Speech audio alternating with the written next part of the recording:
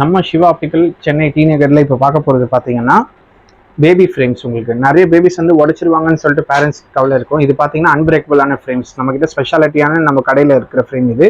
இதுவும் பார்த்தீங்கன்னா ஆல்மோஸ்ட் வந்து உங்களுக்கு வாரண்டியோட வரும், 1 year வாரண்டி இருக்குது.